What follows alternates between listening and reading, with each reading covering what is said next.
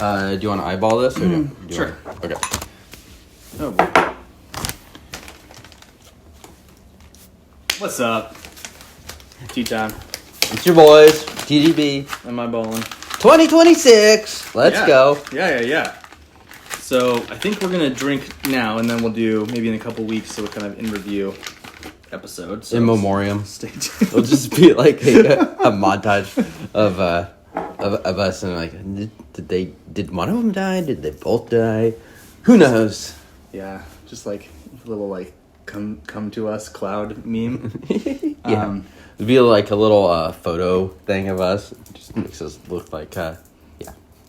Anyways, Angels. it's tea time. What are we having today, Denny? Some Biyun Hao Yiwu. I'm going to try to get this not too devastating here, but I think that's going to be plenty. So eyeballing it, which is a little uncommon on TBB. This is the pure Mahei. So, what I know about this is that Biyun Hao does also a Mahei blend, which is like a couple, I think, villages combined. And so this one is just straight Mahei. And Mahei is one of those kind of classic Yiwu villages. Yeah. Gotcha. On the main mountain. Yes, the main mountain, yeah. Cool. It's like not one of the deep cuts of the Yiwu area. Mm-hmm.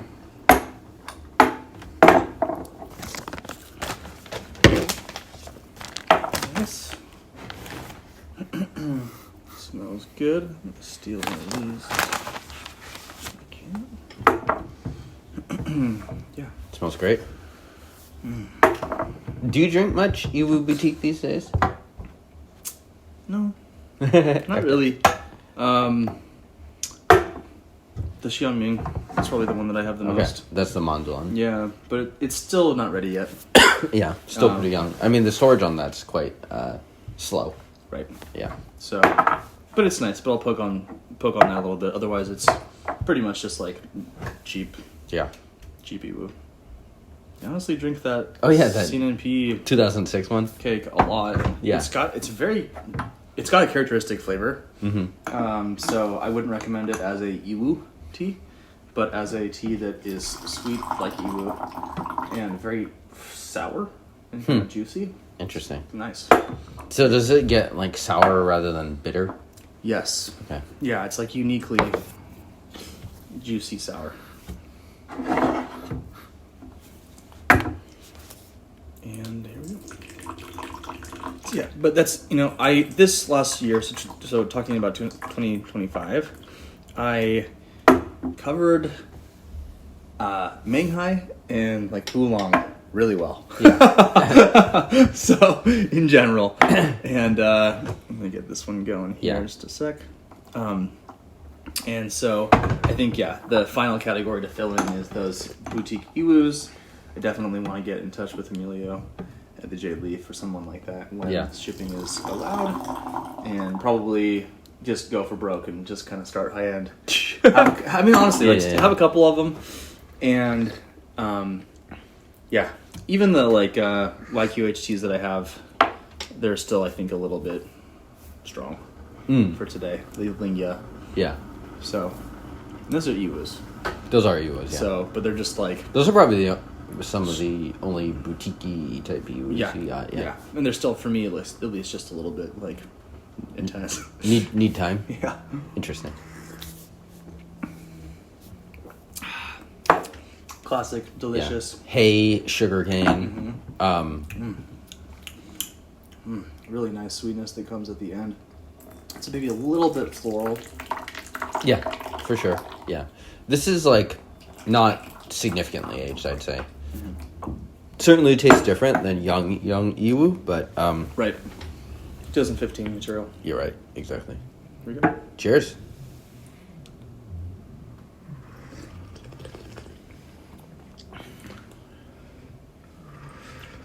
The irony of this tea being so easy to drink and simple in some ways and so expensive. It's like kind of the perfect tea for a poor noob, but quite expensive.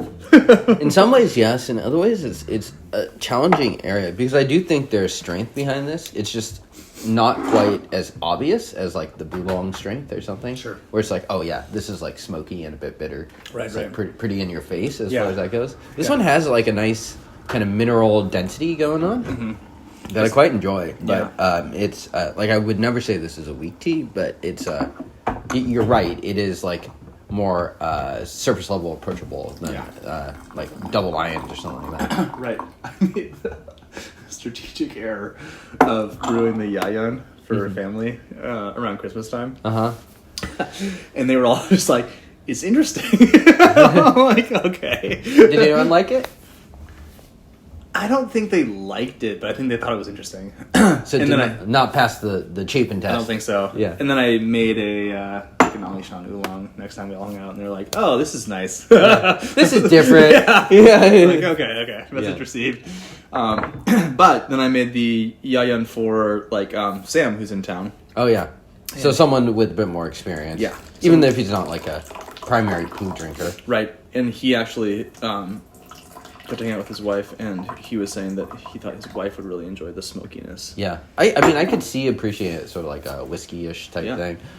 It's also sort of an interesting compliment. We did that episode with Sam and Cena with the purple dye.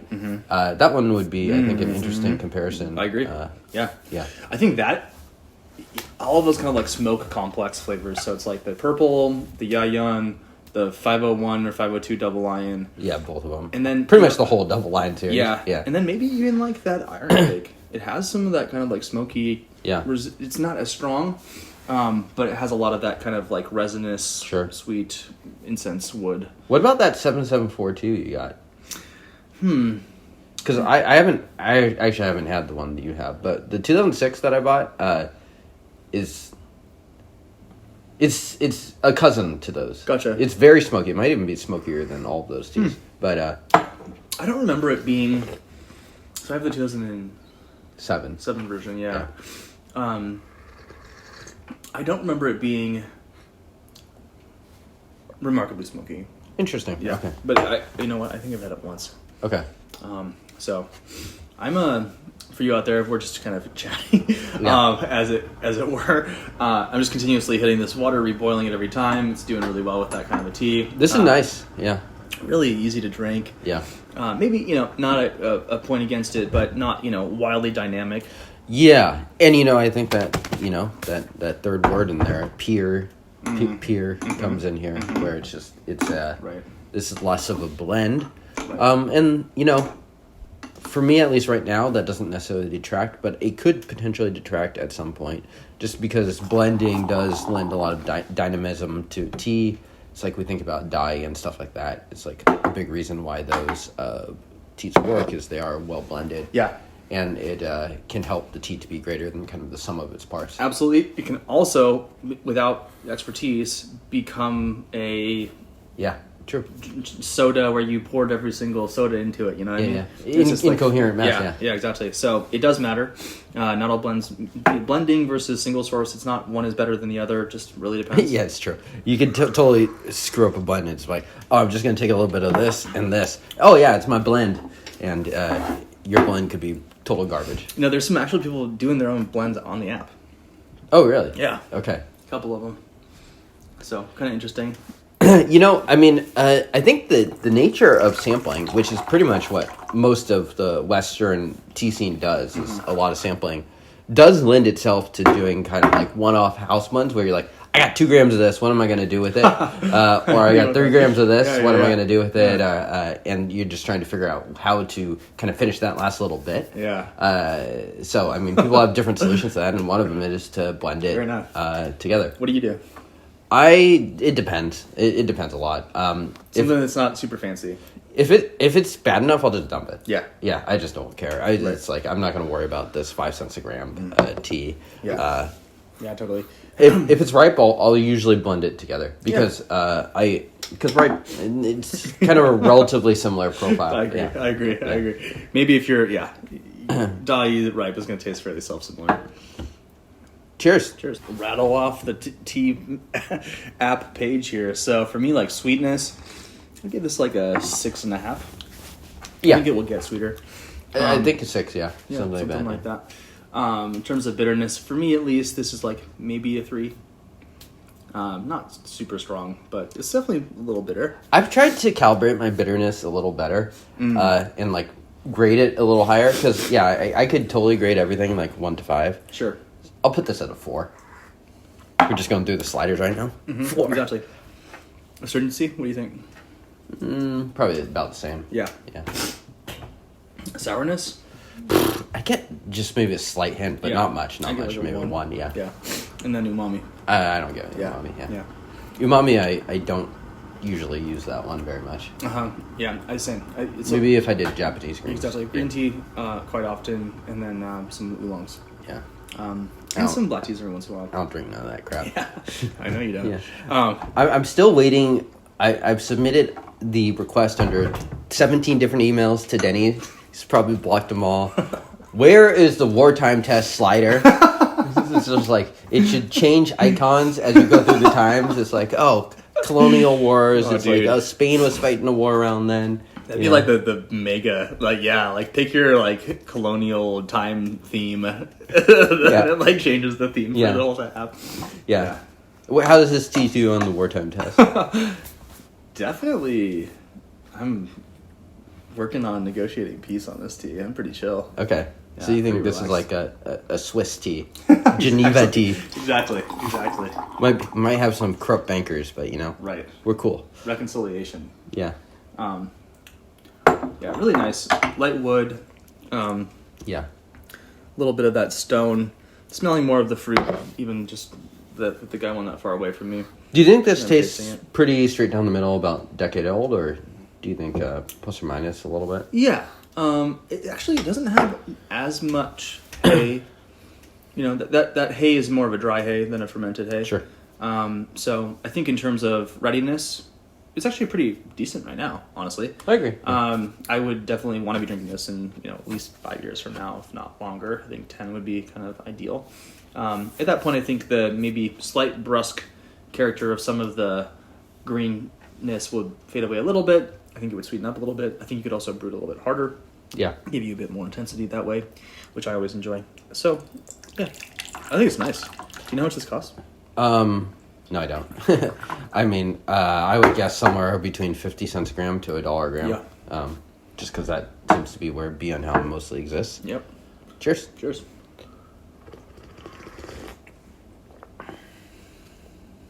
This is nice. Did you push this one that much? Not too much.